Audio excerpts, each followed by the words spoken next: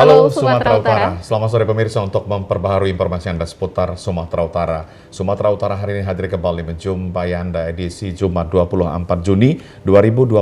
Kali ini bersama saya Keriawan Sembiring. Dan saya Widya Utami Putri. Seperti biasa sejumlah informasi telah dirangkum tim redaksi kami untuk Anda. Dan berikut Sumatera Utara hari ini selengkapnya.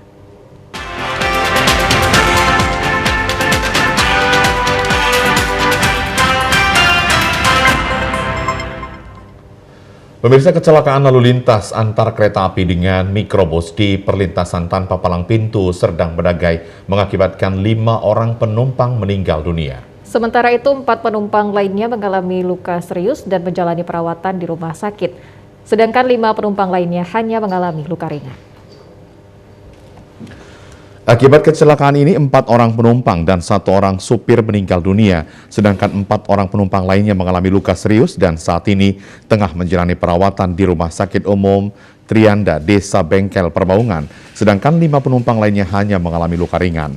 Adapun korban yang meninggal dunia, Syarifuddin yang merupakan supir, Jui 69 tahun, Susi Erlinawati 64 tahun, Minarni 68 tahun, Tio Geksam 69 tahun. Para korban merupakan etnis Tionghoa warga Kabupaten Langkat. Menurut keterangan Kasat Lantas Polres Serdang Bedagai AKP Gandhi Hutagaul, kronologis kejadian bermula pada saat mobil penumpang mikrobus yang dikemudikan oleh Syafruddin, warga Dusun 8 Kampung Nangka, Kabupaten Langkat ini mengangkut 14 orang penumpang usai berwisata di pantai romantis Serdang Bedagai. Namun setibanya di TKP, diduga kurang hati-hati dan tidak memperhatikan kereta api yang datang dari arah tebing tinggi menuju Medan, sehingga bagian samping kiri mobil dihantam oleh kereta api yang menyebabkan mobil terbalik. Korban meninggal dunia TKP 3, di bawah rumah sakit meninggal 2. Jumlah ada berapa? Jumlah penumpang Toyota Hiace ada 14. Yang luka patah kaki 1 orang, yang luka sebagian ada luka, itu medis yang mengetahui. 1 informasinya mau dibawa ke Medan. Bus dari arah mana itu, Pak? Bus dari arah mana? Bus mau keluar dari Jalan 2 menuju ke Medan. Menuju ke Medan. Apakah rombongan wisatawan? Kalau informasinya seperti gitu. Wisatawan karena dari pantai romantis. Masih adanya perlintasan kereta api tanpa palang pintu harus menjadi perhatian bagi PT Kereta Api karena sering menyebabkan kecelakaan hingga menelan korban jiwa. Pemirsa, puluhan rumah warga di 2 kelurahan Aek Kanopan dan Aek Kanopan Timur, Kecamatan Kuala Hulu, Kabupaten Labuhan Batu Utara, terendam banjir. Banjir ini terjadi akibat tingginya curah hujan yang menyebabkan sungai Rebonding, Aek Kanopan tidak mampu menampung debit air sehingga meluap menggenangi pemukiman warga. Puluhan rumah warga terendam banjir dengan ketinggian air mencapai pinggang orang dewasa. Dikarenakan permukaan air banjir terus bertambah, membuat sebuah SD negeri di lingkungan tanah rendah di Kelurahan Aek Kanopan Timur terpaksa diliburkan. Meskipun sejak pagi kemarin mulai pukul 6.30 waktu Indonesia Barat sampai semalam sore, permukaan air terus bertambah. Namun warga korban banjir belum ada yang mengungsi dan masih bertahan di rumahnya masing-masing. Salah seorang guru yang mengajar di SD Negeri Sukarendah Ulfa menjelaskan bahwa tadi pagi para guru dan siswa sempat hadir di sekolah. Namun melihat permukaan banjir terus bertambah, para siswa terpaksa dipulangkan. Ini air, kemungkinan ini air akan naik lagi karena makin tinggi ini karena hujan. Harapan kami sebagai guru di sini kalau bisa sungai itu ya diperbaiki, Pak, bagaimana biar mengalir air banjirnya sehingga kami pun tidak kebanjiran di sekolah ini. Dikeruk biar jangan lagi ada banjir sehingga anak-anak nanti nggak bisa belajar. Karena setiap kami meluap air sungai, kami akan banjir. Untuk mengantisipasi terjadinya banjir kiriman tahunan, warga berharap kepada pemerintah agar alur sungai Rebonding yang membelah kota Aek Kanopan secepatnya dibangun tanggul penahan air dan melakukan normalisasi sungai. Ratusan pemuda yang mengatasnamakan Gerakan Mahasiswa dan Pemuda Bersatu Labuhan Batu Selatan berunjuk rasa di kantor Bupati Labusel. Unjuk rasa ini berlangsung ricuh, aksi dorong tak terelakkan ketika masa aksi kecewa dengan perwakilan yang mereka temui. Aksi unjuk rasa ratusan mahasiswa dan pemuda ini meminta DPRD Labuhan Batu Selatan menggunakan hak interpelasi dengan memanggil Bupati Labusel, Haji Edimin, karena massa menilai Bupati melakukan pelanggaran diantaranya pemberhentian secara sepihak beberapa tenaga honor yang sudah lama mengabdi, dugaan pungli penerimaan tenaga honor yang dilakukan Putri Bupati Labuhan Batu Selatan, mutasi aparatur sipil negara untuk alasan jual beli jabatan yang dilakukan Bupati Labusel, dan diduga jual beli proyek. Awalnya aksi ratusan massa ini berlangsung dengan tertib, namun karena kecewa akibat tuntutan mereka tidak juga mendapat respon dari anggota DPRD maupun pihak pemerintah kabupaten. Akhirnya aksi dorong pun tidak terhindarkan dengan pihak keamanan. Bahkan massa juga sempat membuka pagar kantor Bupati secara paksa untuk masuk ke dalam kantor. Beruntung petugas keamanan dari Polres Labuhan Batu cepat tanggap dan mampu meredam aksi mereka. Iwan Syahbana Hasibuan, PLT Sekwan Labuhan Batu Selatan, menyampaikan bahwa tidak ada satupun anggota DPRD yang hadir ke kantor, padahal sudah disampaikan di grup WhatsApp kalau akan ada unjuk rasa yang dilakukan oleh sekelompok pemuda dan dirinya tidak mengetahui apa alasan anggota Dewan tidak hadir ke kantor. Ya kita sudah sampaikan sama Dewannya, tuntutannya, tapi kita lihat kan nggak ada Dewan yang datang, itu aja. Karena kalau sebagai sekon kita kan hanya memfasilitasi aja. Jadi di Dewan itu satu pun tidak ada yang hadir ya? Iya, siap. Berapa jumlah ada di sini? 35. Satu pun tidak ada yang hadir ya? Jadi nggak ada perwakilan dari Dewan untuk menjumpai mereka? Iya, siap. Koordinator aksi Andi Syahputra Nasution menyebutkan pihaknya meminta DPRD Labuhan Batu Selatan menggunakan hak interpelasi dengan memanggil Bupati Labuhan Batu Selatan karena dianggap melakukan pelanggaran maladministrasi serta tidak adanya pengerjaan proyek di Labuhan Batu Selatan padahal sudah melewati batas waktu. Ada SK dari Edimin atau Bupati Labuhan Batu Selatan yang dikeluarkan tanggal 7 April 2022 untuk pelantikan kabit, pelantikan kadis, pelantikan eselon-eselon lainnya. Tapi di tanggal 27 April dilakukan pelantikan, keluar SK baru lagi dengan mengganti nama yang sudah tertera di tanggal 7 April ini, meniadakannya di tanggal 27 April. Ini ada apa? Maladministrasi. Penyaluran bantuan langsung tunai dana desa disinyalir masih ada yang tidak tepat sasaran di Desa Silain, Kecamatan Silain, Kabupaten Toba. Warga yang mendapatkan bantuan tersebut disinyalir, bahkan yang membuat lebih miris lagi, yang mendapatkan bantuan tersebut adalah orang-orang yang kehidupannya dianggap mapan. Bantuan langsung tunai senilai Rp300.000 per bulan pencairan diberikan setiap per triwulan, namun bantuan langsung tunai tersebut disinyalir tidak tepat sasaran. Salah seorang warga Desa Silain, Rumiri, yang tidak mendapatkan bantuan tersebut, padahal kehidupan sehari-harinya adalah pedagang kecil yang masih mengontrak di desa. Sebelumnya, Rumiri Naibaho pernah mendapat bantuan langsung tunai dana desa setiap per triwulannya, namun saat ini sudah tidak mendapatkannya. Rumiri juga menjelaskan bahwa kepala dusun memilih-milih warga dalam mendata untuk mendapatkan bantuan dana desa. Mungkin kepala dusunnya berpihak mendata pendataan bantuan ke dana desa ini, mungkin karena familinya, keluarganya yang dimasukkan biar dapat bantuan dana desa, sementara saya yang nyewa rumah nggak dapat. Kepala Desa Silain, Baringin Silain, mengatakan setiap masyarakat banyak yang ingin mendapatkan bantuan tetapi harus mengutamakan masyarakat yang benar-benar layak menerimanya. Baringin Silain mengatakan dalam pendistribusian BLT tersebut sudah didasari dari aturan pemerintah yang ada di desa. Kita harus lebih selektif lah dalam hal memutuskan itu, dan kita tidak akan bisa dipengaruhi dari pihak-pihak yang lain, sebab kita yang lebih bertanggung jawab nantinya daripada hal pertanggungjawaban daripada pendistribusian BLT tersebut, yang mana kita buat suatu kesimpulan dari kesepakatan bersama itu, segala sesuatunya itu didasari daripada aturan pemerintah yang sudah ada di kita. Pemirsa, anak merupakan amanah sekaligus karunia Tuhan Yang Maha Esa yang wajib dilindungi sebab di dalam dirinya menempel harkat, martabat, serta hak-hak selaku manusia yang wajib dijunjung tinggi. Anak juga generasi baru penerus cita-cita perjuangan bangsa serta sumber energi manusia untuk pembangunan nasional.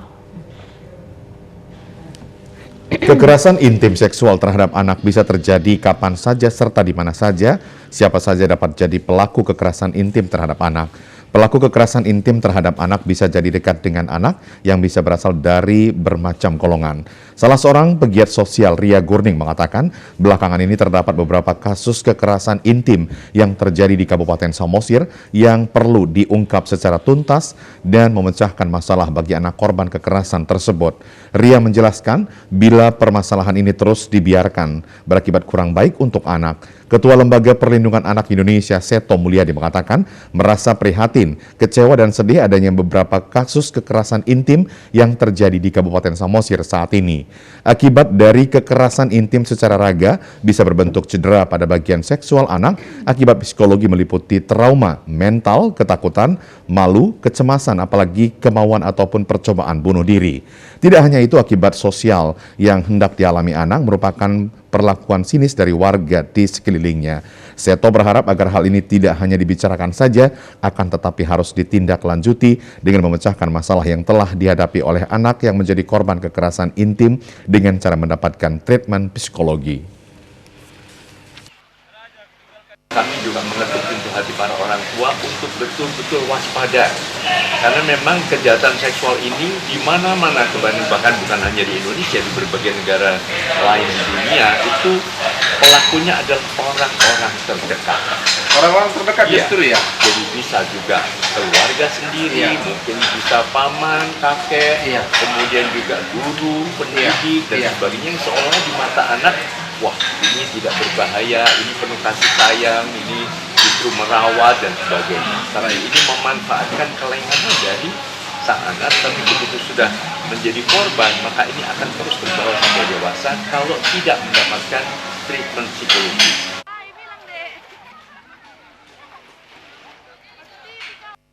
Informasi menarik lainnya masih akan kami hadirkan usai jeda berikut. Tetaplah bersama kami di Sumatera Utara hari ini.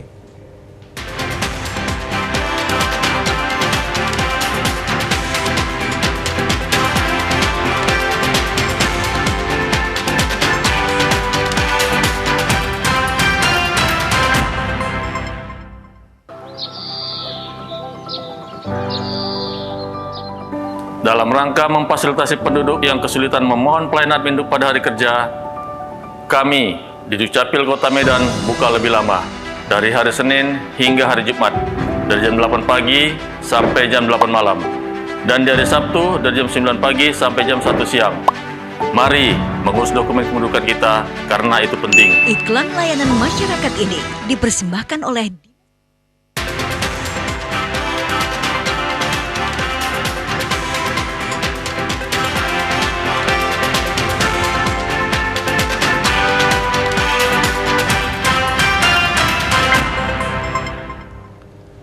Pemirsa, guna mencegah dan mendeteksi secara dini penyakit kanker, Yayasan Kanker Indonesia Sumatera Utara melakukan MOU dengan Departemen Patologi Anatomi Universitas Sumatera Utara. Dengan adanya MOU tersebut dapat memudahkan masyarakat dalam pemeriksaan spesimen kanker secara dini sehingga tidak sampai membahayakan penderitanya. Penandatanganan MOU dilakukan oleh Ketua Yayasan Kanker Indonesia Sumatera Utara Nawal Lubis Edi Rahmayadi dengan Departemen Patologi Anatomi USU yang diwakilkan oleh Kepala Program Studi Patologi Anatomi USU Dr. Ibnu Alferali. Kerjasama tersebut merupakan salah satu agenda dalam pelayanan sosial untuk memudahkan masyarakat dalam memeriksa spesimen penyakit kanker secara dini serta dapat mensosialisasikan bahaya dan pencegahan penyakit kanker kepada masyarakat. Ketua Yayasan Kanker Indonesia Sumatera Utara, Nawal Edi Rahmayadi, mengatakan kerjasama tersebut dilakukan untuk memfasilitasi dan mempermudah masyarakat dalam deteksi dini kanker melalui pemeriksaan yang menjadi awal penentu tindakan pengobatan selanjutnya. Untuk kanker ini biasanya rakyat kita kan nggak mau periksa dini, dan kalau sudah tahu pun selalu berobat memakai tradisional terus gitu. Dan tidak mau berobat ke dokter. Padahal kalau masih dini sebenarnya itu bisa diobati. Tapi kalau udah stadiumnya 3 atau 4 udah lanjut, itu memang bukan agak susah lagi, sudah sulit untuk diobati. Jadi makanya saya sudah berapa kali sosialisasi bahwa ayo ibu-ibu periksa dini. Kalau payudara namanya sadari, kalau kanker rahim namanya pap smear, sehingga kita sama-sama mengetahui kanker ini lebih dini. Kepala Program Studi Patologi Anatomi USU Dr. Ibnu Al-Ferali mengatakan hingga saat ini angka penderita kanker masih sangat tinggi. Maka dari itu Rumah Sakit USU dan Rumah Sakit Pemerintah memprioritaskan para penderita kanker untuk dilakukan pencegahan dan pengobatan. Ia juga mengatakan saat ini terdapat 2 jenis kanker dengan angka tertinggi yang menyerang kaum wanita, yakni kanker mulut rahim dan kanker payudara. Sampai saat ini penderita yang kita sebut dengan angka morbiditas kanker masih tinggi. Dan sekarang ini makanya seluruh prioritas pelayanan kesehatan di beberapa rumah sakit, terutama di USU dan rumah sakit pemerintah, katakan ada Malik, itu nomor 1 kan pencegahan dan pengobatan penyakit kanker. Untuk wanita khususnya yang kita taken MOU hari ini, dua pembunuh utama wanita itu kanker mulut rahim dan kanker payudara. Kalau kanker mulut rahim tadi Ibu ceritakan, Ibu Ketua YKI bilang pakai pap smear. Kalau kanker payudara dengan awal-awal rutin, misalnya 2 bulan sekali melakukan pemeriksaan payudara sendiri, singkat menjadi sadari.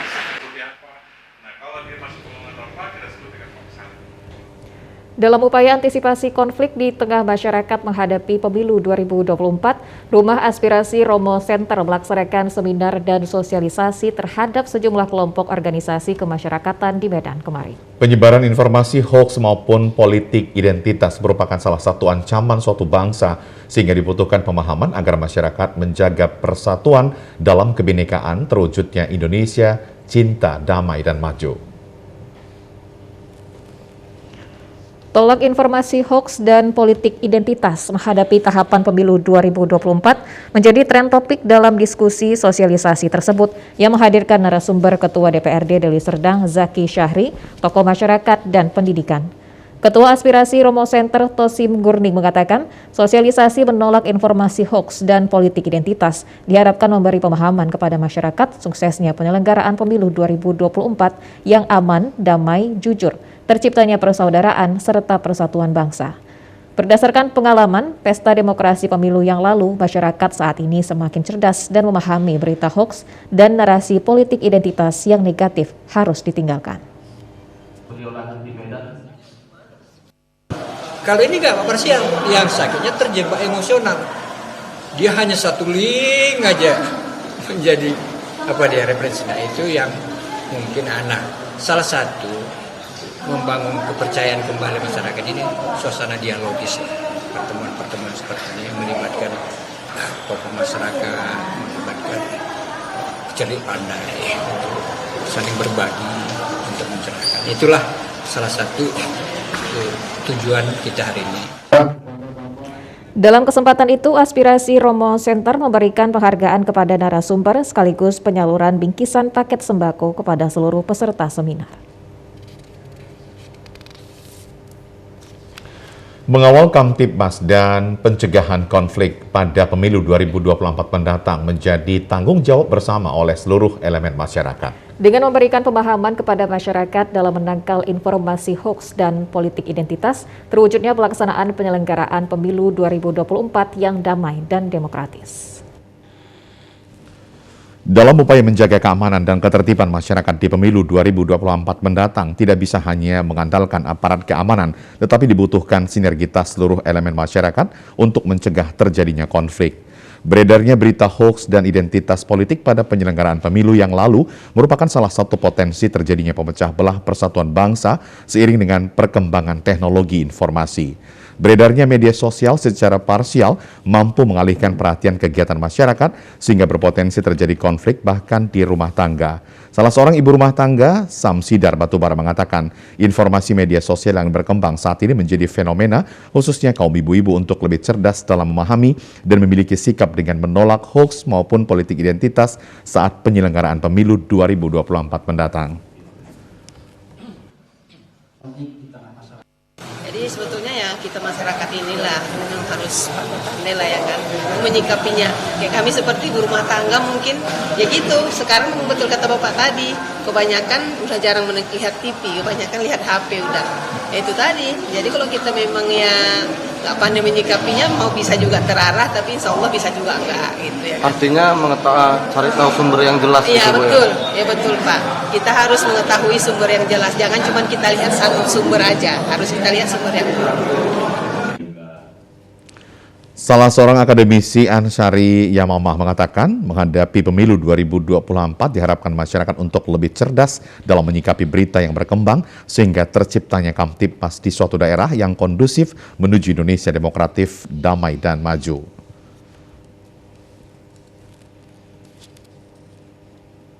Saya pikir bagaimana mencerdaskan masyarakat untuk memaksimalkan rasionalitas politik. Artinya masyarakat harus tahu kepada tokoh-tokoh, caleg dan lain sebagainya itu bukan dikapitalisasi tapi berbicara program. Artinya masyarakat betul-betul menuntut berbasis program dalam rangka menentukan sebuah ataupun seseorang tokoh ataupun caleg dan lain sebagainya, pemimpin dan lain sebagainya. Bahkan untuk presiden sekalipun ke depan, masyarakat harus kita ajarkan bagaimana berbasis pada program kerakyatan itu barangkali. Kebersamaan dengan menjunjung nilai-nilai persatuan dan kesatuan di tengah masyarakat, terciptanya penyelenggaraan pemilu 2024 menuju Indonesia Maju. Ketua Umum Partai Kebangkitan Bangsa Abdul Muhaimin Iskandar atau akrab disapa Caimin mengatakan menjaga dan menghormati keberagaman di Indonesia ibarat ujian yang terus-menerus selayaknya seorang siswa di bangku sekolah. Hal tersebut diungkapkannya saat menghadiri silaturahmi kebangsaan PKB dengan tokoh dan masyarakat Buddhis Provinsi Sumatera Utara di Tiana Convention Hall Medan kemarin. Selain diuji, kita juga harus memperbaiki diri di mana ujian setiap hari dan gurunya adalah sejarah. Sejarah dan pengalaman adalah guru terbaik yang dapat dijadikan fondasi penguat keberagaman bangsa Indonesia. Caimin merasa bersyukur bangsa Indonesia mampu menjaga dan mampu mengokohkan persatuan dan kesatuan bangsa, lantaran punya kekuatan sejarah yang kompleks. Pertemuan silaturahmi kebangsaan bukan saja menyambung tali persaudaraan, tetapi menjadi simbol anak bangsa yang kuat meneguhkan kembali persatuan dan kesatuan Indonesia yang kokoh di masa akan datang. PKB sebagai kekuatan politik yang lahir dari Nahdlatul Ulama diabdikan, dibangun dan dibesarkan untuk bangsa dan negara. Tidak hanya untuk satu kelompok golongan, tapi PKB diabadikan untuk seluruh kekuatan bangsa. Kekuatan bangsa, suku, agama dan nanti pada akhirnya kita akan umumkan hasil koalisi bersama ini. Pak, harapannya Pak terhadap soal deklarasi momen ini seperti apa Pak? Harapannya Pak? Ya, saya berharap Indonesia yang plural, Indonesia yang berbineka tunggal ika, Indonesia yang begitu beragam, tetap harus bersatu padu dalam satu persatuan dan kesatuan bangsa. PKB adalah garda terdepan untuk kesatuan bangsa. Silaturahmi kebangsaan di Medan kemarin, Caimin turut didoakan para tokoh Buddhis menjadi pemimpin bangsa ini ke depan. Doa itu dilakukan sejumlah biksu dari atas panggung acara saat pembacaan doa. Caimin terlihat diberikan bendera Buddhis yang berwarna-warni. Caimin juga turut memberikan bendera merah putih kepada perwakilan umat Buddha. Dalam doanya, masyarakat Buddhis Sumut mendoakan Muhaimin Iskandar agar menjadi pemimpin yang melindungi segenap rakyat dan tumpah darah Indonesia tanpa membeda-bedakan. Caimin juga didoakan agar menjadi kekuatan yang menyatukan rakyat Indonesia dan didoakan menjadi kebinekaan dan persatuan sesama anak bangsa. Teman-teman dari PKB mengajak kita bersama-sama untuk menyelenggarakan satu acara ini. Tujuannya ya untuk supaya kita menunjukkan bahwa Medan ini adalah miniatur Indonesia. Kita di sini bisa menunjukkan bahwa satu kebersamaan, satu kekompakan, dan untuk menjalin satu silaturahmi agar bisa menjadi contoh bagi teman-teman di tempat yang lain. PKB itu bisa mengakomodir teman-teman yang ingin maju untuk berjuang bersama. Dan kami ini terutama secara agama Buddha kan untuk tokoh-tokohnya lebih banyak kan hanya mendukung, membantu kepada yang muda. Kita ini secara agama Buddha tetap berdiri, bermitra bersama dengan semua pihak. Hadir dalam silaturahmi kebangsaan ini Ketua Pengurus Daerah PD Majelis Budayana Indonesia Sumut Edi Sujono, tokoh Tionghoa Sumut Indra Wahidin, serta Ketua Yayasan Marga Zhang Sumut Solihin Chandra. Kerukunan umat beragama merupakan salah satu dasar dalam mewujudkan cita-cita berbangsa dan bernegara. Sebab tanpa kerukunan, pembangunan bangsa akan terhambat, bahkan akan menemui banyak kendala. Tokoh umat Buddha Indra Wahidin memberikan apresiasi atas terselenggaranya silaturahmi kebangsaan yang dirangkai dengan Hari Raya Waisak. Lewat kegiatan ini, ia turut mengajak umat Buddha bersama-sama membangun dan membina kerukunan umat beragama khususnya di Sumatera Utara. Mengutip makna dan hakikat toleransi yang dikatakan almarhum Gus Dur, sebagai umat beragama Indonesia harus percaya terhadap kebenaran agamanya masing-masing, namun di sisi lain masyarakat juga perlu menghargai ajaran kebenaran yang diyakini oleh orang lain. Dalam perjalanan hidupnya, Gus Dur dikenal sebagai tokoh kemanusiaan dan ikon toleransi. Ketika beragama sedang dihancurkan oleh sikap intoleran dan radikal dan semangat persaudaraan dirobek-robek oleh egoisme kelompok dan fanatisme maka masyarakat Indonesia perlu menyegarkan kembali spirit dan nilai perjuangan Gus Dur. Kerukunan tidak begitu saja tercipta dari adaptasi terhadap perbedaan. Ada beberapa hal untuk mewujudkan kerukunan seperti pertemuan antar lintas agama. Walaupun tercipta berbeda, perbedaan itu akan menimbulkan warna tersendiri dalam kehidupan sehingga patut menerima perbedaan tersebut dengan menumbuhkan sikap toleransi bersama sehingga dapat mewujudkan harmoni kebersamaan dalam kerukunan hidup beragama. Ya, saya kira silaturahmi kebangsaan ini cukup baik karena untuk saling kenal dan saling sayang. Nah, PKB dengan masyarakat Tionghoa di sini dari awal baik dengan PBNU, PMII dan juga pelajar NU, kita selalu jalan bersama. Nah, semoga ke depan kebersamaan itu kita tetap bisa menjaga dan semoga ke depan lagi ya semua itu berjalan dengan aman, tertib sehingga terlahir seorang pemimpin yang memang menjadi putra terbaik bangsa Indonesia ini. Pemirsa, sebanyak 6.000 paket bantuan sembako berupa beras, gula, dan minyak kemasan diterima Dinas Sosial Kabupaten Mandailing Natal. Bantuan sembako ini diberikan kepada warga yang terdaftar di DTKS dan di luar penerima bantuan PKH serta BPNT. Paket bantuan sembako yang diberikan kepada warga ini berupa beras sebanyak 5 kg, gula pasir 1 kg, dan minyak kemasan 1 kg. Bantuan yang diterima Dinas Sosial Kabupaten Mandailing Natal dari pemerintah Provinsi Sumatera Utara bersumber dari tahun anggaran 2022. Bantuan sembako Jaring Pengaman Sosial Pandemi COVID-19 akan didistribusikan kepada warga yang terdampak pandemi COVID-19 dan terdaftar di data terpadu kesejahteraan sosial yang bukan penerima program Keluarga Harapan atau bantuan pangan non-tunai. Bantuan sembako ini akan diserahkan ke desa masing-masing, kemudian diteruskan kepada warga yang sudah terdaftar di DTKS. Bantuan jaringan pengaman sosial terkait COVID-19 yang disalurkan oleh kepada penerima yang terdaftar di di DTKS yang bukan penerima PKH dan BPNT. Itu berapa banyak, Pak? 6.000 paket. Kepala Dinas Sosial Dedi Armansyah menghimbau kepada warga yang belum terdaftar di DTKS harus mengusulkan data melalui kelurahan atau desa yang akan diteruskan ke Dinas Sosial. Pemirsa, Universitas Negeri Medan akan membuka pendaftaran untuk seleksi penerimaan mahasiswa baru dari seleksi masuk jalur mandiri. Proses pendaftaran dilaksanakan mulai 15 Juni hingga 9 Juli 2022 secara online. Seleksi mandiri merupakan proses penerimaan mahasiswa baru jalur terakhir yang proses tesnya dilakukan secara internal Universitas Negeri Medan berdasarkan hasil ujian tes berbasis komputer UTBK. Hasil tes tersebut menjadi rujukan dalam menentukan jumlah calon mahasiswa yang akan diterima berdasarkan daya tampung yang telah ditetapkan. Adapun kuota mahasiswa yang akan diterima pada jalur mandiri sebanyak 2.400 orang. Proses pendaftaran dilaksanakan mulai tanggal 15 Juni sampai dengan 9 Juli 2022 secara online. Biaya pendaftaran sebesar Rp250.000 untuk Saintek, Soshum, dan Rp350.000 untuk campuran khusus pendaftar prodi seni dan olahraga dikenakan tambahan biaya portofolio sebesar Rp50.000.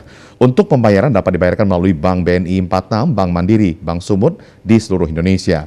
Materi ujian berbentuk tes potensi sekolastik menggunakan ujian tes berbasis komputer.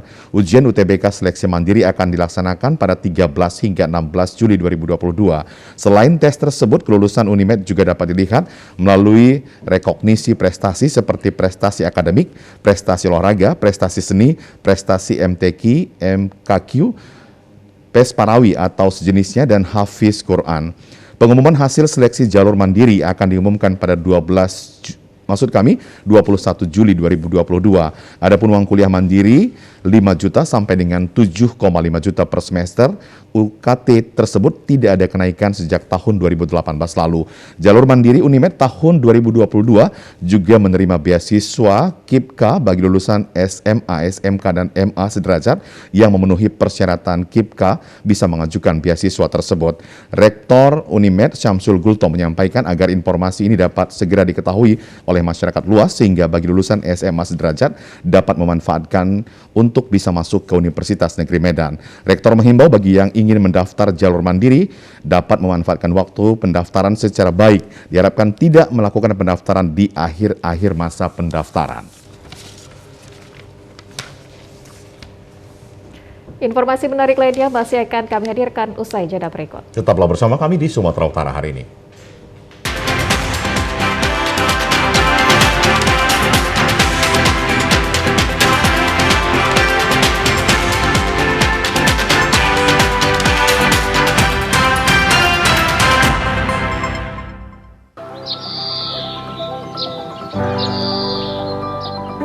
Dalam rangka memfasilitasi penduduk yang kesulitan memohon pelayanan induk pada hari kerja, kami di Dukcapil Kota Medan buka lebih lama, dari hari Senin hingga hari Jumat, dari jam 8 pagi sampai jam 8 malam, dan dari Sabtu dari jam 9 pagi sampai jam 1 siang. Mari mengurus dokumen kependudukan kita, karena itu penting. Iklan layanan masyarakat ini dipersembahkan oleh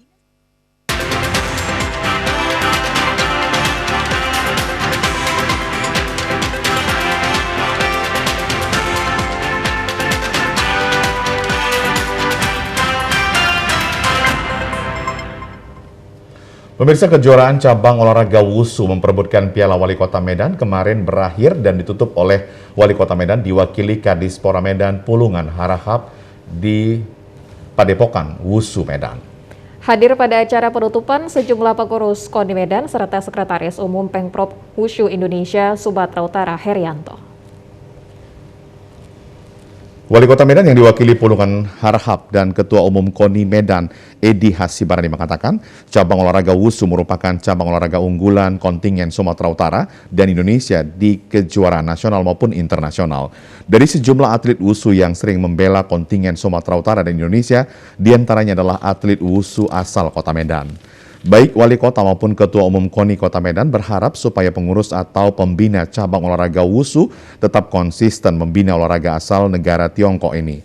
Wali Kota Medan juga menyampaikan apresiasinya kepada pemilik Padepokan Wusu, Master Supandi Kusuma, yang tetap memberikan fasilitasnya untuk tempat berlatih atlet Wusu Sumatera Utara.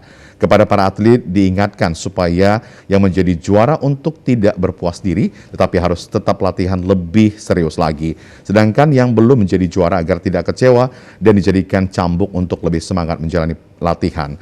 Pengurus cabang olahraga Wusu Kota Medan, Johan Congiran, mengaku berterima kasih kepada pemerintah Kota Medan yang setiap tahunnya menyelenggarakan kejuaraan Wusu baik untuk tingkat pemula, junior maupun senior. Untuk menghadapi kegiatan Pekan Olahraga Provinsi maupun Nasional, Pengkot Wusu Kota Medan terus melakukan kegiatan yang muaranya untuk menghasilkan atlet yang berprestasi. KONI Medan sudah memberikan perhatian khusus kepada Wusu Kota Medan untuk mengadakan kegiatan kejuaraan Piala Wali Kota, khusus 9 cabur ya, salah satu caburnya Wusu. Ya, ini merupakan apresiasi kepada WUSU Kota Medan. Nah, harapannya semoga kegiatan ini bisa berkesinambungan. Ya, tiap tahun diadakan, mungkin ya anggarannya juga bisa ditambah gitu, karena pesertanya sudah semakin banyak. Berhasil menjadi yang terbaik pada kejuaraan WUSU Piala Wali Kota Medan, Sasana Yayasan Kusuma WUSU dengan perolehan 10 medali emas, 10 medali perak, dan 9 medali perunggu. Dan Rem 022 Pantai Timur membuka secara resmi Piala Kasat Liga Santri PSSI Kodim 0208 Asahan di lapangan Stadion Mutiara Kisaran, Kabupaten Asahan. Kodim 0208 Asahan juga menggelar donor darah, Pesparia, dan bakti sosial dalam rangka HUT ke-72 Kodam 1 Bukit Barisan. Dan Rem 022 Pantai Timur, Kolonel Infantri Lukman Arif melakukan kick-off sebagai tanda pertandingan Piala Kasat Liga Santri PSSI 2022 Kodim 0208 Asahan. Liga Santri digelar di lapangan bola Stadion Mutiara Kisaran Asahan yang dihadiri Dandim 0208 Asahan dan Forkopimda Kabupaten Asahan, Batubara, dan Kota Tanjung Balai. Kolonel Infantri Lukman Arif mengatakan Liga Santri PSSI Piala Kasat digelar secara serentak di seluruh kodim di Indonesia. Di Kabupaten Asahan sebanyak 6 sekolah pesantren yang akan bertanding setelah menang nantinya akan mengikuti seleksi di Kodam dan akan dikirim menjadi perwakilan di tingkat nasional pada Oktober mendatang. Bupati Asahan Surya mengapresiasi kegiatan Liga Santri dengan harapan dapat menciptakan atlet pesepak bola yang handal dapat mengharumkan nama Indonesia. Apabila mereka lolos, mereka akan dilanjutkan ke tingkat provinsi. Dan di provinsi nanti akan dilaksanakan pertandingan. Nanti yang terbaik dari provinsi akan mewakili untuk diberangkatkan ke tingkat nasional. Yang rencana final akan dilaksanakan di Jakarta. Mungkin tepatnya pada tanggal 22 Oktober 2022 atau tepatnya pada hari Santri Indonesia. Harapannya kegiatan ini merupakan kegiatan untuk meningkatkan sportivitas, semangat di sini, kemudian kebersamaan dan kekompakan. Event seperti ini dapat dijadikan sebagai sarana untuk meningkatkan prestasi olahraga tingkat daerah maupun nasional, terutama sepak bola, di mana sepak bola merupakan salah satu cabang olahraga yang banyak diminati oleh masyarakat. Liga Santri ini diharapkan memberikan pengalaman dan pembelajaran berharga dalam mengembangkan prestasi atlet-atlet muda sepak bola khususnya di kalangan santri pondok pesantren. Dalam rangka HUT ke-72 Kodam 1 Bukit Barisan, Kodim 0208 Asahan menggelar donor darah yang diikuti 300 lebih peserta pendonor. Selain donor darah, dimeriahkan juga dengan Vesparia bersama ratusan Asahan, skuter bersatu, dan pelaksanaan bakti sosial penyerahan bantuan sembako kepada warga. Pemirsa, pesona wisata Arung Jeram Sungai Bahbolon, Desa Buluh Duri, Kecamatan Sipispis, Kabupaten Serdang Bedagai masuk dalam anugerah Desa Wisata Indonesia ATWI 2022. Menteri Pariwisata dan Ekonomi Kreatif Sandiaga Uno berharap program unggulan Kementerian Pariwisata dan Ekonomi Kreatif mampu mencetak 1,1 juta lapangan pekerjaan di Indonesia. Tari Tortor, air terjun Bah Gula, Grand Canyon, Batu Boru Manjile, sampai pesona Arung Jeram Sungai Bahbolon adalah destinasi wisata luar biasa. Berada di Desa Buluh Duri, Kecamatan Sipispis, Serdang Bedagai. Pesona ini menjadikan Buluh Duri masuk dalam daftar 50 desa wisata terbaik di Indonesia ATWI 2022. ATWI 2022 merupakan program unggulan Kemenparekraf, Baperekraf dalam menggerakkan kebangkitan pertumbuhan ekonomi dan pengembangan pariwisata Indonesia. Untuk merespon pesan Presiden Joko Widodo agar bangkit dari pandemi dan menghadapi krisis pangan dan energi, Sandiaga Uno mengajak semua pihak mengambil langkah inisiatif dalam mencetak 1,1 juta lapangan pekerjaan. Dan salah satu program unggulannya adalah Desa Wisata. Sandiaga Uno tahun lalu menargetkan 700 desa wisata yang mendaftar pada Anugerah Desa Wisata. Ternyata diikuti 1.800 desa dan tahun ini naik menjadi 3.500 desa. Hal ini menunjukkan bahwa desa wisata Buluh Duri sebagai sumber pencipta lapangan pekerjaan. Namun ada beberapa aspek yang perlu ditingkatkan di objek wisata Buluh Duri, yakni toilet dan homestay-nya yang tidak terjaga kebersihannya. Bupati Serdang Bedagai Dharma Wijaya sangat mendukung program ini dan peran dari pemerintah daerah saat ini adalah membangun infrastruktur menuju ke desa wisata Buluh Duri, terutama menuju Sungai Bahbolon dan wisata lainnya yang berpotensi meningkatkan perekonomian masyarakat Serdang Bedagai umumnya serta Kecamatan Sipispis pada khususnya. Tahun lalu kita menargetkan 700 desa wisata, ternyata 1.800 yang mendaftar. Tahun ini 3.500 yang mendaftar. Berarti menunjukkan bahwa desa wisata ini menjadi sumber penciptaan lapangan pekerjaan. Kita menghadapi banyak tantangan, tapi saya yakin jika kita bergandengan tangan, terutama melalui desa wisata ini, kita akan mampu mengatasi segala rintangan. Dukungan pemerintah daerah, sekarang kami sudah membangun fasilitas, terutama dari Dolok Merawan menuju ke Buluh Duri ini sudah dibangun jalan 9 km. Ya, juga akses yang dari Pekan Pispis ke menuju Mari ini tahun ini insya Allah akan dibangun. Jadi kami daerah tetap membangun infrastrukturnya untuk membangun wisata supaya bisa orang menuju tempat wisata tersebut lebih mudah aksesnya. Kemenpar Ekraf menyerahkan piagam penghargaan kategori desa wisata terbaik diberikan kepada Bupati dan anugerah wisata terbaik diserahkan pada Wakil Bupati Serdang Bedagai. Personel Polres Labuhan Batu, Aibtu Haris Fadilah berhasil mempertemukan seorang kakek dengan keluarganya yang telah terpisah hampir 30 tahun. Meski pertemuan ini masih sebatas video call melalui aplikasi seluler, namun keluarga yang telah terpisah puluhan tahun ini terlihat begitu bahagia. Seorang kakek Muhadi 70 tahun yang saat ini hidup sebatang kara di sebuah gubuk di pekarangan belakang rumah warga di Desa Aek Korsik, Labuhan Batu Utara telah terpisah selama 30 tahun dengan keluarganya sejak berangkat dari Pulau Jawa tahun 1993 untuk mencari nafkah ke negeri Malaysia. Seorang warga meminta tolong kepada personel polisi Aibtu Haris Fadilah untuk mempertemukan kakek Muhadi dengan keluarganya. Dengan memanfaatkan grup Samsat se-Indonesia, Aibtu Haris mampu mempertemukan kakek Muhadi dengan keluarganya. Kakek Muhadi memiliki istri bernama Surti dan memiliki 4 orang anak. Ini sebelumnya merupakan warga Desa Kesambi, Kecamatan Bandung, Kabupaten Tulung Agung, Jawa Timur. Ali Mahmud, anak bungsu dari kakek Mahmud, mengatakan saat ayahnya pergi merantau ke Malaysia, usianya masih 7 bulan dan upaya pencarian keluarga sendiri selama ini terkendala oleh biaya. Bang, selama ini ada nggak upaya keluarga bang untuk nyari bapak bang? Sangat ada, karena dia dari biaya juga. Tahu nggak bapak sebenarnya pergi kemana dulu? Malaysia. Kanit Binmas Polsek Bilah Hulu, Aibtu Haris Fadilah menyebutkan dirinya yang mengetahui informasi dari warga dan dengan data sementara yang ada langsung berupaya membantu. Tidak butuh waktu lama dengan dibantu sesama anggota Polri dalam hal ini jajaran Polres Tulung Agung.